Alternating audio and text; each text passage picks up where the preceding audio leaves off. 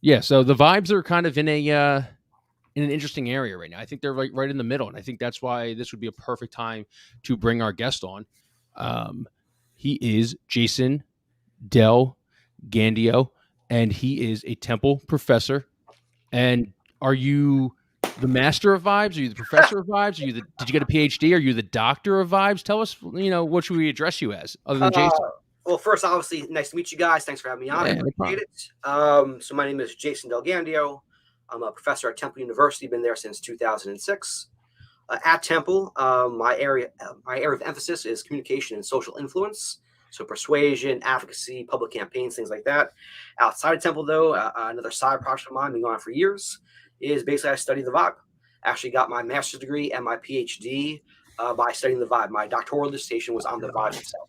I'm going to call you the doctor of vibes, all right? That's cool. That works for me. I appreciate it, yeah. Vibe doctor. I like this. Yeah. I like this. So your website, it features videos to help athletes learn how to recognize the good times when they come, stay in the moment, become the best players they can be. How would you tell athletes to realize this is a good moment? Because obviously with Trey Turner, it's right in front of you. The ovation, like you know that's a good moment. Right. But maybe right now, Bryce Harper, he's won for the last 23, but had a 2-run double, big double in the end of the game. Should he really be staying in the moment? Are the vibes getting good? Are they like the cream? Will the vibes always rise to the top? Well, actually, the quick answer is no. The vibes don't always rise to the top. So there's a saying in our society, like only good vibes. That's not true. There's good vibes, bad vibes, chill vibes, all kinds of vibes, right? As an athlete, your vibes will ebb and flow from moment to moment. Think of a football game, a baseball game, baseball season, right? The team's on a hot streak, team's on a cold streak, etc. In terms of an athlete or a player, though, trying to use the vibe to their advantage, I would say the first thing you have to do is be in tune with your body and your surroundings. If you're always up here in your head, you're not paying attention to what's going on around you, right? So how do you feel your own vibe? How do you feel the vibe of your teammates, of the fans? And then if you realize, though, that you're in a rut, you're in a cold streak, you're in a bad vibe, you have to do something to change that, to bust out of that bad vibe. The Trey Turner thing is always interesting. It's a fascinating story, right? The fans said, hey, let's get together, and they collectively decided we're going to support this guy, and then boom, he's off on a hot streak, right? And that moment, though, is a good example where we can think of vibes as a collective phenomenon, right? And how the fans use their collective vibe to help a player to accelerate. Now, to Trey's benefit, I guess, not all players can do that, though. Some people get choked in the moment, right? Like 20,000 people supporting you publicly, you might not have the ability to actually stand up to the plate and do that. Right? You can just say Ben Simmons, Jason, whenever you want to talk about guys who didn't live up to the moment. It's fine here. Well, let's think about all the athletes, like great athletes, bad athletes. Think of pressure moments. It's bottom of the ninth, bases loaded, tie game, pitcher versus batter, right? The entire world is watching you. The spotlight is on, right? And the best players, the best athletes tap into that collective vibe and allow that vibe to propel them forward. Other athletes, I'm not passing moral judgment here, but other athletes, they can't do that. They choke in the moment. Ben Simmons. Right. Totally. Yeah, 100%. Right. But that's kind of also why we watch sports. That's what makes sports fun. Right. I've said this before in other interviews and whatnot. I can't imagine being a sports fan if there was no vibe to feel. Right? Like what are we doing? Like we're just going to sit here and just stare at each other, right? Think about the emotion, the intensity, the excitement, highs and lows of winning and losing. I mean, that's why we invest in sports. So I'm going to the Marlins game tomorrow. Sweet. When I walk into Citizens Bank Park, how will I know if the vibe's good? How I know if the vibe's bad? Well, I think you would know it. I mean, you're a sports expert, obviously. You've been to probably a hell of a lot more games than I've ever been. And when you walk in there, you know immediately what the vibe is like. Some people might call it chemistry. Some people might call it collective mood, emotion. But when you walk in, there's an embodied experience to let you know what's happening right here and right now. And that's basically a vibe. How do you measure something that is immeasurable? Right. Because the vibe, as we all know, is not a quantifiable data set. Right. It's not qualifiable or whatever. There's no Richter scale for vibes, right? So how do we parse all of that into some kind of talkable topic, I guess, for Right. lack of a better word. Well, I do agree it's not, at least as far as I know, it's not quantifiable. But not all of human experience is quantifiable. How do you quantify love, for instance? You know it when you feel it. Like you fall in love with someone. It can be infatuating, but you know it's real, right? And I would say the same thing with the vibe. That think about how many fans, players, coaches, athletes refer to the vibe on a regular basis. Never, but it's like a throwaway term. We just use it, right? I take it upon myself as my job as intellectual to help people bring that to more of a conscious word, more of a conscious experience, right? Just because it's not quantifiable doesn't mean it means it's not real. So to Kyle's point, like how will I know? It's like, well, I guarantee you'll know it's good or bad when you walk in, right? Now the question is, what kind of language will we use to describe that, right? And so vibe, energy, mood, all those kinds of things, and how can we become more specific and articulate about this thing that we call the vibe? Because it's funny when I think about the Trey Turner thing. I think that we would all agree that yes, the ovation worked.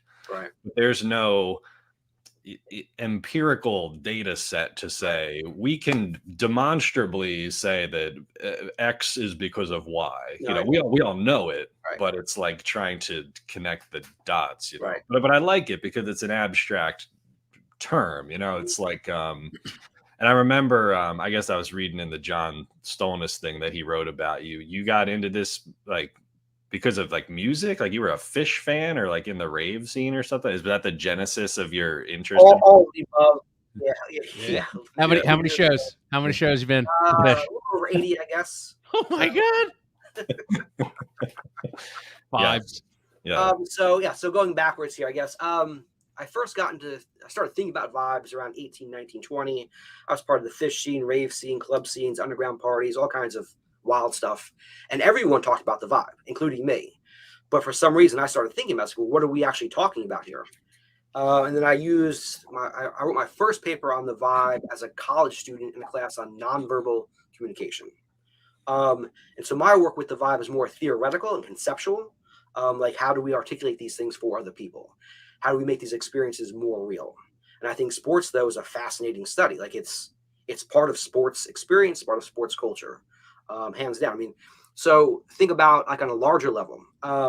Last year, Phillies were in the World Series, and the vibe of the whole city. Right. But then they lose, and everyone's depressed. But because they're the underdog, though, and no one really thought they were going to win. Like we all hoping they're going to win. But it was like, okay, they lost, we're heartbroken, but it wasn't devastating.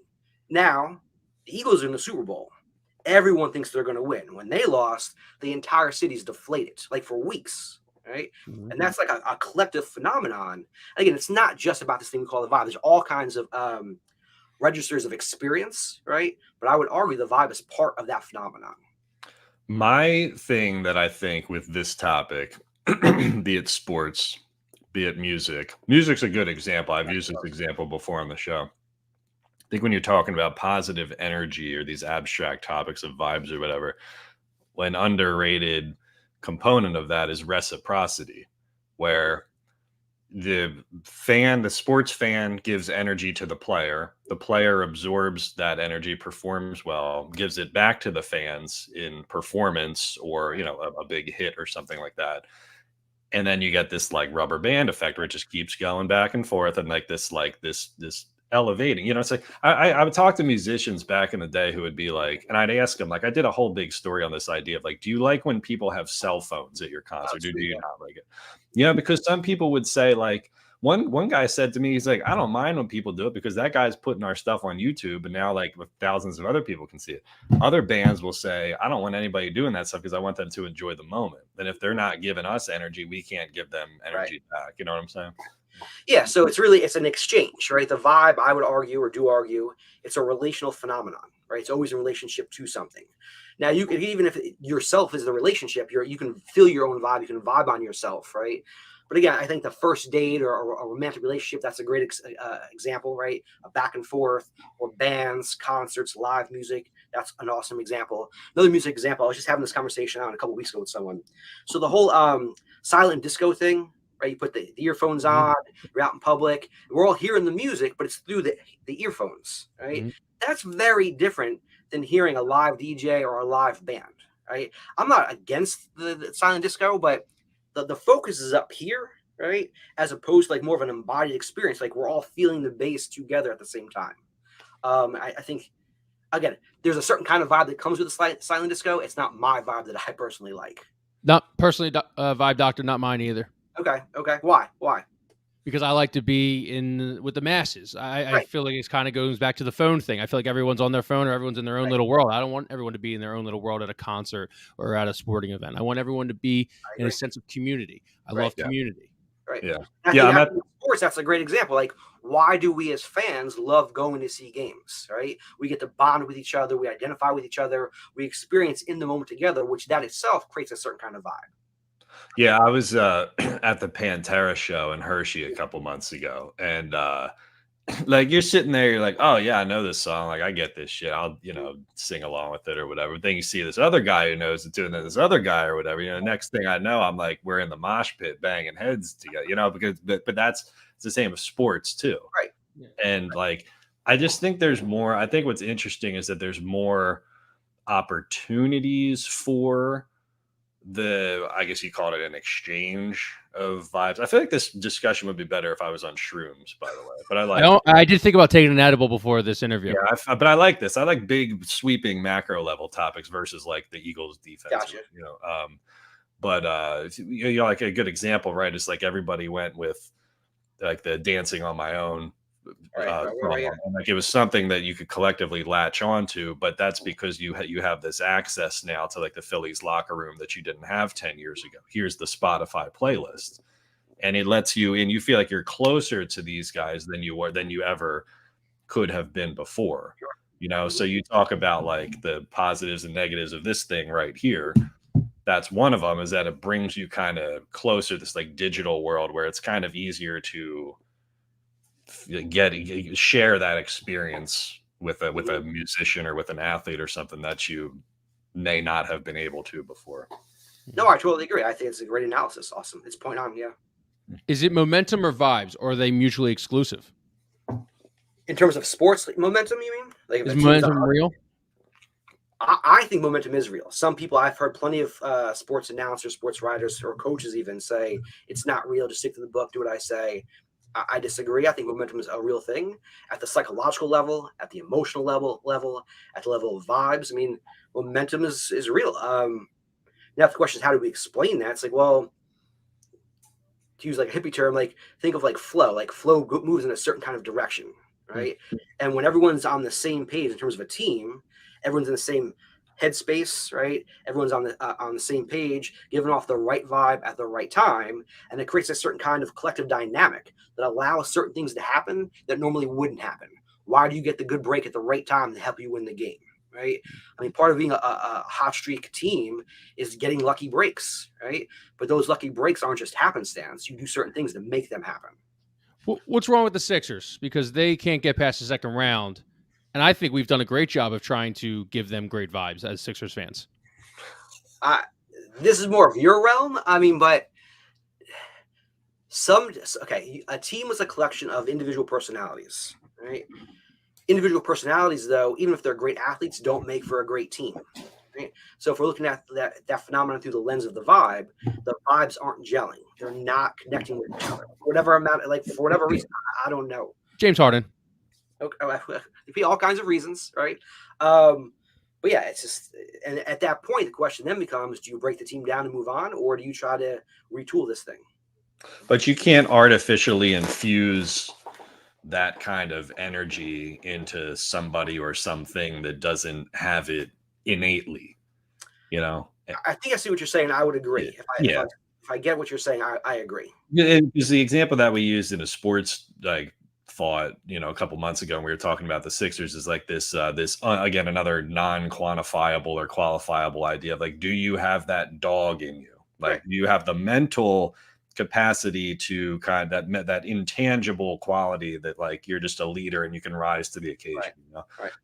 And I don't think you can just make that out of nowhere, right? And there's got to be, and it's the same with like sports as well, because you need almost like a pivot or something to latch onto to generate like that energy, positivity, the vibe, it's like in the Phillies case recently, like, we just gave a couple examples, like the ovation or the song that everybody kind of like, there's like a coming together moment that starts it. And then it, Another word I like in terms of what you're talking about, Kevin, is the word heart in terms of players and athletes. Do they have heart, right? And I've lived long enough. Some people got it, some people don't. And that's just how it is. Joe, as a fan, though, I root for people that have heart, right? So even if they're down by 50 points, are they still playing hard, right? They still feel like I want to give my all regardless of the situation. And you can't, as far as I know, you can't force somebody to have heart. And I think someone has heart has a certain kind of vibe. Same with the team. If the team has heart, it's a team. If they're not, even that good, you still cheer for them. You still root for them. You can feel their efforts. Right? Yeah, and within the provincial and parochial nature of the Philadelphia sports fan, there are certain traits that are desirable. Yep. That being one of them, right? So somebody comes in there, the scrappy underdog, blue collar, whatever bullshit cliche I can throw in there. I mean, like Philly fans will latch on to that, Right, 100%. Yeah, and if you're Ben Simmons. They won't. Would you say throwing snowballs at Santa's was actually good vibes because we all came together and did a collective effort and it was a sense of community? And that the national media has just been spinning this stupid narrative for about 50, 60 years now. I don't know if I can endorse throwing snowballs at Santa, but I see your question. It's a really good question, right? Like, he was drunk. Right. I mean, he deserved it. It becomes a kind of a cultural phenomenon that the fan base of the city revolves around. And even though the outcome may not be good, it brings people together, right? Like it's like a vibe, right? Good vibes. And then how do outsiders from that fan base or from that culture, how do they interpret or misinterpret what was happening? Right? They've been doing it for 50, 60 years. They write about it every time we go to the playoffs. True. This is a true story. Yes. Jason. Then it's interesting though, as I'm thinking about this, like the collective vibe within the city or within the fan base, as opposed to the vibe outside of that. Does that make sense? It's kind of abstract, right? But like, like now you have two different vibes going on here. Right? I've never thought about it before, but it's interesting to think about. Mm-hmm. Yeah. And that's why we always sing "No one likes us, we don't care." Right. Screw the people outside there. Yeah. No, I love the topic. I feel like after this, I want to listen to like shoegaze or something. Which for the young people in the chat, it's a type of music that's just kind of like drony, and you're gazing at your shoes while you're playing it. That's where it came from. Jason, tell us about the course. So you do a course called the Sports Vibe. So on my website, which is 20minutevibe.com, I posted a few self-paced video courses. And one of the ones I released just this past summer, a couple months ago, it's called the Sports Vibe, a course about sports energy. And it sounds heavy, but it's actually lighthearted. It's got a bunch of visuals in there, music, things like that, 70 minutes long. And it's one way for me to articulate and share ideas about the vibe in a way that's fun-loving, right? In terms of sports. So what is the vibe, and how does the vibe relate to sports, to athletes, players, coaches, difference between your gut feeling and the vibe, all that kind of stuff. And then you just pull it up there, I can see it,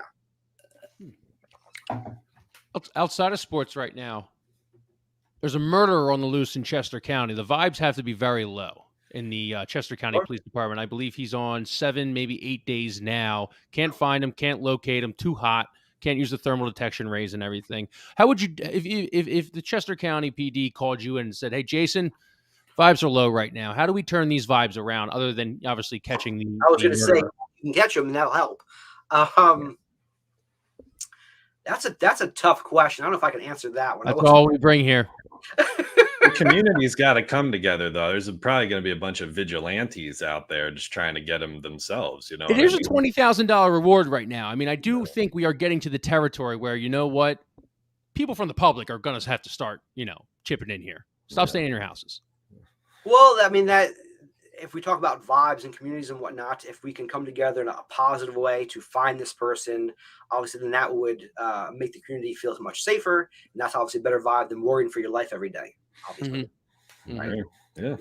Got to go out and grab life. Life's not going to come to you. You got to go get it and get the murderers. Grab Cavalcanti by the horns. I think this is where cell phones might actually come in handy, though, right? Yes. You see this person walking around, you shoot a video, send it to the police, and obviously then, detain this person and do what you will. So it's very true. It's very true. Yeah. Okay. One more for you. Yeah. Eagles -4 this week. Bill Belichick just broke up with his girlfriend of 15 years. I didn't know that. Breaking news. The vibes have to be low. Put yourself in Bill Belichick's territory. Put yourself in a lovesick puppy. The Patriots executives are nervous. It's been a potentially or allegedly a year back and forth struggle with these two. She's still living in the house, Jason. That's insane. I didn't know any of this. It's insane. It's insane. So, as a guy who's looking at Eagles -4, who might be on the should I go +4? Should I go -4? Swung me on -4 with the vibes that Bill Belichick might be feeling right now. Wow, I feel like I'm in school. This is a tough question. Mm-hmm. Well, I think any normally functioning human being would be emotionally and psychologically affected by that relationship situation. Okay, he's a 6-time Super Bowl champion, know, and he doesn't smile or don't scoop him. Getting there, right? Okay, all right. I didn't know how much you knew about him. Normally functioning human being. The man is made of stone. Probably doesn't have a heart. So maybe it doesn't affect him. I don't know. I don't know. Yeah. Shit. See, this is why I told you, Pagan, that this was a point swing in the Patriots' favor, because like he's got no distractions at all, and he's probably looking at the film again right now. He's never won a breakup in his career. All right, what did that Tom Brady guy do? He went and won a Super Bowl. It's a little different, I think. It could actually, what if it pisses him off though and propels him to work even harder? Yeah. So you're thinking he's been watching a lot of tape, you're saying, and not frolicking around Nantucket. Now he has less worries at home. Well, maybe potentially less worries at home. But she's at the house now, so he might be staying in the facility, we're saying. I mean, if it was me, I could not function that way. Girlfriend and I broke up, and they're still in the house. One of us has got to go, right? You're a lover. I'm sure Bill Belichick's Nantucket house is probably big enough that they have their own space, even if she's living there. Oh, true. Right. Like, but the vibes in the house are not good right now. There are that's actually a nice tie. And yes, that's a nice tie. I wasn't thinking about that. Right. The vibes there have to be horrible. They have to be horrible. Yeah. Now, whether or not Bill Belichick can block that out, or whether it affects him or not, like not everyone's affected equally by this thing we call the vibe. Maybe he just doesn't care. Yeah. Maybe that's why they're breaking up. Well, Nick Castellanos, I mean, the vibes in Nick Castellanos' house were not good last year because it was Ben Simmons' house. So, where we could talk about the concept of haunted, maybe that's another thing there for another time. But yes, yeah. Do you ever deal with extra? Is that not terrestrial? That's aliens. Spiritual beings. Spiritual beings have different vibes that might be able to. Like, if my apartment is haunted right now, and I experience these cold chills or these bad vibes when I walk in the door, is that an external factor that you can measure into good vibes or bad vibes? I don't know if it can be measured. I would assume it would affect you, though. I would assume so. All right. I was going to say something. I forgot what it was. Oh, tying this back to vibes and households. So any sports fan knows that when your team wins, you're on a high. When your team loses, you're on a low. Right. And then how does that affect your household? Mm-hmm. Your romantic partner? Not well.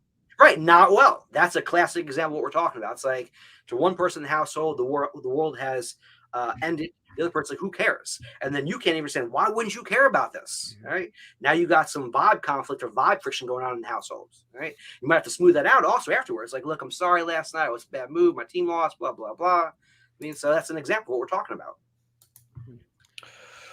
Yeah, there it is. I didn't know anything about this. Okay. I don't know. Yeah, the bad spirits. What did he do? He brought in sage. Yes, sage and a crystal to cleanse the new house of bad spirits, right? And, yeah, I mean, it's not what I would do, but I mean, you gotta, if you're superstitious and you want to start hitting the baseball, then that's the thing, So if it works, it works. Now, in terms of if it's a causation or correlation, but if it works, then you keep working with it. If it doesn't work, you stop doing it.